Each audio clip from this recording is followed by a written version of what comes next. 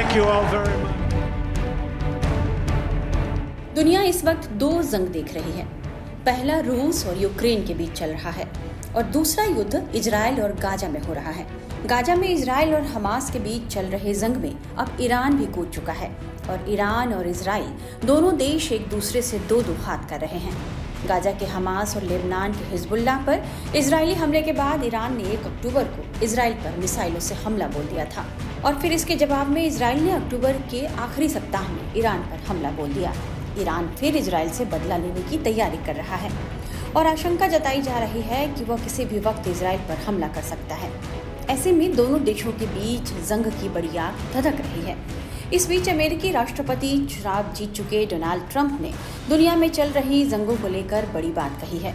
नतीजों में जीत के साफ होने के बाद ट्रंप ने अपने ही भाषण में कई बड़े संदेश दे दिए। दुनिया में चल रही जंगों को लेकर उन्होंने बड़ा इशारा किया है। डोनाल्ड ट्रंप ने कहा कि वे दुनिया में कोई जंग नहीं होने देंगे। Historic realignment, uniting citizens of all backgrounds around a common core of common sense. You know, we're the party of common sense. We want to have borders.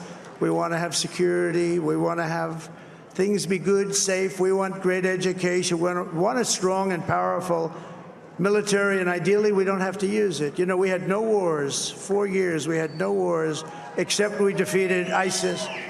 We defeated ISIS in record time. But we had no wars. They said, he will start a war. I'm not going to start a war. I'm going to stop wars.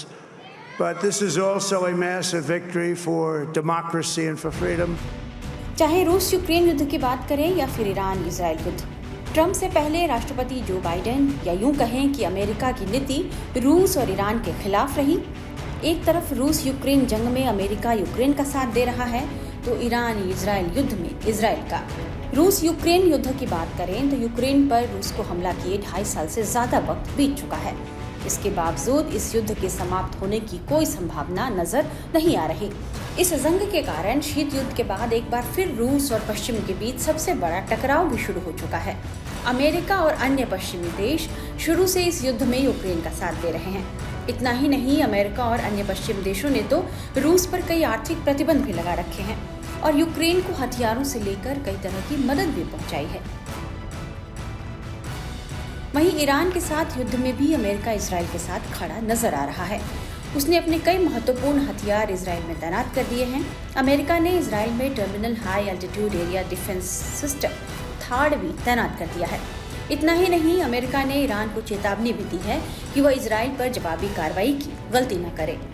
हालांकि रूस Ukraine युद्ध रुकवाने में Donald Trump की भूमिका को लेकर Atlantic Council के Scowcroft Center for strategy and security के उपाध्यक्ष मैथ्यू क्रोनिंग, जो रिपब्लिकन विदेश नीति पर कई किताब लिख चुके हैं, उन्होंने एक अहम बयान दिया था। उन्होंने अपने एक बयान में कहा कि डोनाल्ड ट्रंप यूक्रेन युद्ध रोकना चाहते हैं।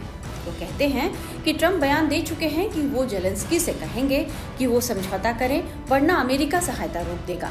वहीं वो पुतिन से भी कहेंगे कि वे समझौता कर ले, नहीं तो अमेरिका यूक्रेन को पहले से अधिक सहायता देना शुरू कर देगा।